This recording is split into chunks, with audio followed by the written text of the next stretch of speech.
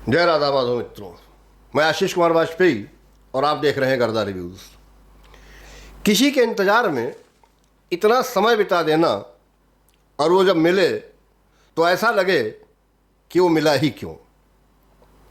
कुछ ऐसा ही लग रहा है कोठावर्स, जिसके महान निर्देशक संजय लीला भंसाली, जिनकी web series Heera Mandi the diamond bazaar Netflix पर आज स्ट्रीम हुई है।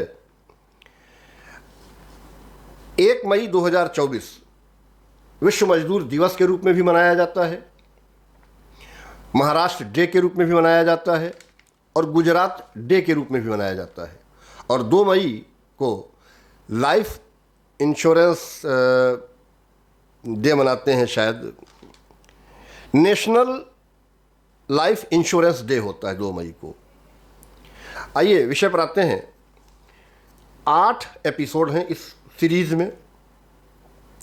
3 घंटे की जो मूवी ये लगभग बनाते थे भंसाली साहब, खैर इन्होंने तो टीवी पर भी काम किया है पहले, मैंने देखा नहीं है वो सीरियल, लेकिन 3 घंटे की जो ये मूवी बनाते थे उसमें नफासत नज़ाकत जो रखते थे और जो इनका विशालकाय सेट होता है भंसाली का, नो डाउट कि वहाँ की भव्यता में, खर्चे में ये कोई कमी नहीं रखते हैं, ये भी सही बात है। लेकिन इस बार इन्हें 6.5-7 घंटे का काम पड़ गया। हर एपिसोड लगभग 1 घंटे के आसपास का है, तो आप मोटा मोटा पकड़ के चलिए 7 घंटे तो आप मान के चलिए कि ये हीरा मंडी द डायमंड बाजार इतना लंबा तो है ही।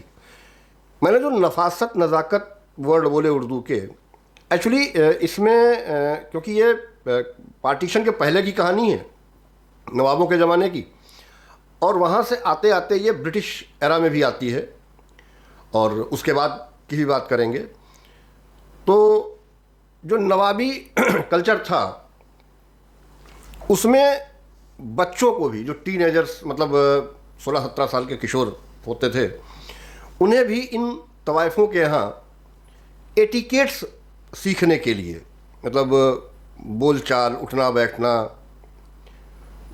इसको सीखने के लिए ये वहाँ जाते थे। भाई एक बात तो हम ज़रूर मानते हैं कि इतना भव्य सेट, अब झूमर उमर देखेंगे तबीयत हरी हो जाएगी। इतना भव्य सेट, इतनी भव्यता, और उसका टॉपिक क्या है? कोठावर्स, तवाइफों की ज़िंदगी। कैसे तवाइफें जो हैं वो नवाबों के साथ, या जो उस समय पर जो राजा हुआ करते थे उनके साथ कैसा उनका संबंध रहा करता था, किस हद तक उनकी जो है दुनिया में, दोनों लोग, वो उनकी दुनिया में और वो उनकी दुनिया में, कितना बड़ा उनका रोल हुआ करता था। देखिए संजय लीला भंसाली का जो सबसे बड़ा खर्चा था वो सेट बनाने में, उस समय के हिसाब का डेकोरेशन और माहौल बनाने के लिए, झूमर हो गए, फैशन हो गया, कपड़े हो गए, ज्वेलरी हो गया, क्योंकि कल्चर को दिखाना था उस समय के। और पैसा बचाया कहाँ से? कलाकारों से, क्योंकि कलाकार तो सारे के सारे वेल्ले हैं। भाई कौन मरा जा रहा था फरदीन खान को देखने के लिए? 20-22 वर्षों के बाद फरदीन खान की एंट्री हो रही है, और कौन बड़ा फड़फड़ाया जा रहा था कि फरदीन खान को नहीं देखेंगे तो दुनिया में क़यामत आ जाएगी। अच्छा, फरदीन खान ने आगे कौन सा झंडा गाड़ दिया? शेखर सुमन और अध्ययन सुमन। मतलब आप ये देखिए कि जितने भी खाली एक्टर बैठे हुए थे घर में, भंसाली साहब ने एक सबसे बढ़िया काम क्या किया कि सारे के सारे वेल्ले एक्टर उठाए, एक जगह इकट्ठे किए। कहानी तो उनके पास थी ही थी, जो भी थी जैसी भी थी, उसमें सबको कुछ ना कुछ सेट कर दिया। मनीषा कोइराला, मल्लिका जान, सोनाक्षी सिन्हा, रेहाना, फरदीना, अब अभी इनकी भी चर्चा करते हैं, ऋचा चड्ढा, लाजो, संजीदा शेख, क्या कहते हैं, वहीदा, अदिति राव हैदरी, बिब्बो, अध्ययन सुमन, जोरावर। वो डायलॉग भी सुना होगा कि जोरावर जब जूता भी मारता है तो चाहे चांदी का मारता है कि सोने का मारता है, भूल गए इतनी लंबी सीरीज में। शेखर सुमन जो है वो कोई जुल्फ़िकार बने हैं, और फरदीन वली मोहम्मद। बहुत सारी लंबी फहरिस्त है कलाकारों की। मतलब अगर कलाकारों का नाम और उनके कैरेक्टर ही बताने बैठेंगे, बहुत लंबी फहरिस्त है। इस पूरे कोठावर्ष के जो हीरामंडी है, और कोठावर्ष इसलिए कह रहा हूँ कि यार भंसाली ने, चाहे वो देवदास हो, चाहे वो बाजीराव मस्तानी हो, कई जगहों पर बड़ा ही भव्य महिमा मंडन करते हैं तवाइफों का। इनका कुछ विशेष प्रेम है इस जाति विशेष से। क्यों है, क्या है, ये तो भंसाली ही जाने। सबके अपने अपने ऑर्गेज्म होते हैं, शायद भंसाली का यही होगा। इस रूप में दिखाना, भाई इसके राइटर भी वही, डायरेक्टर भी वही, एडिटर भी वही, भंसाली, संजय लीला भंसाली। सिनेमाटोग्राफी जो है वो सुदीप चटर्जी और महेश लिमॉय, ये हैं। अगर आप गज़ल के शौकीन हैं, गीत संगीत की बात की जाए अगर, तो गज़ल के अगर आप शौकीन हैं तो आपको उसका एक छोटा मोटा कलेक्शन जो है इस सीरीज में मिल जाएगा।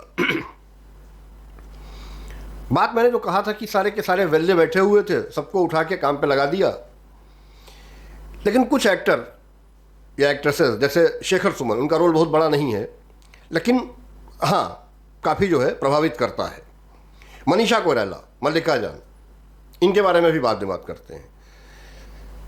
आदित्य राव हैदरी, अरे सबसे बड़ी चीज़ सोनाक्षी सिन्हा, भाई कम से कम 32 बार तो ये लॉन्च हो चुकी हैं, और ये इनका इकलौता विमान है जो हैंगर से निकलता है, रनवे पर दौड़ता है टेक ऑफ के लिए, और फिर टेक ऑफ के बाद वो फिर पुनः हैंगर में ही वापस पहुंच जाता है। यहाँ इन्होंने क्यों कहना चाहिए, भंसाली को कहना चाहिए कि संजय लीला भंसाली ने सोनाक्षी सिन्हा से अच्छा काम लेने की कोशिश की है। लेकिन यहाँ भी वही कमी, मैंने कहा कि उनका जो प्लेन है वो फिर वही हैंगर में पहुँच जाता है। तो उन्होंने शब्दों पर तो बहुत ध्यान दिया है, लेकिन एक सेंटेंस के बीच में उनके पाज इतने लंबे लंबे, एक तो 8 एपिसोड का ये सीरीज, उसमें भी आपके इतने लंबे लंबे पाज, तो सोचिए आदमी सो ही जाए। मनीषा कोइराला जबरदस्त, शानदार। भाई मल्लिका जान जो हैं, उनके लिए चाहे वो बच्ची हो चाहे वो बुढ़िया हो, मल्लिका जान उसे बेच खाएगी। मल्लिका जान के लिए कोठे से ज़्यादा इंपॉर्टेंट कोई चीज़ नहीं है, उसको सिर्फ और सिर्फ कोठा चलाना है, उससे कोई मतलब नहीं है, कोई मानवीय मूल्य नहीं है। एक जो कहानी है, अगर हम ये मान लेते हैं कि ये देखिए मुगलों के समय से ही हरम वरम का ये दिखता है, पता चलता है, और ये जो नवाब थे ये वहाँ, अब उन्होंने जो कोशिश की है वो ये कि जब अंग्रेज आ जाते हैं तो उसको एक तरीके से प्रोफेशनल वैश्यालय बना देते हैं। अच्छा, उससे पहले ये जो नवाब लोग जाते थे, ये क्या करने जाते थे, क्या करने जाते थे, हाथ में फूल हो गजरा और पता नहीं क्या क्या छिड़क के हैं, ये क्या करने जाते थे। और ये अपने बच्चों का है भेजते थे वहाँ प्रैक्टिकलिटी सीखने के लिए। हाँ, न्यूड सीन नहीं है, कुछ खास कहीं देख सकते हैं आप सबके साथ, कोई दिक्कत नहीं है। जो सबसे बेकार का काम लगा, भाई चलो अंग्रेज़ों ने आके तो उसको प्रोफेशनल कर दिया, उनको समझ में आ गया कि भाई आप कि यहाँ ये होता है तो आप इसी काम के लिए यूज की जाएंगी, या यहाँ यही होगा। नवाब भी उससे पहले वही करते थे।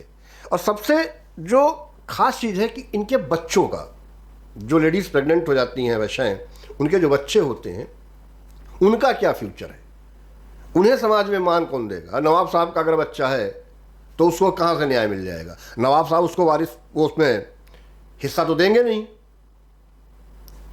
सीधी सी बात है, अपनी संपत्ति में उसका हिस्सा तो देंगे नहीं वो। तो उनका भविष्य, थोड़ा सा इसको अगर ये कट करके इसी चीज़ पर रखते, उनकी समस्याओं को और निखारते, तो ये ज़्यादा अच्छी बनती। बीच बीच में तो या तो फॉरवर्ड करके देखेंगे या बोर हो जाएंगे। सबसे बड़ा जो बेकार का काम लगा है डायमंड इसमें हीरामंडी में, वो है देशभक्ति का एंगल ठोकना।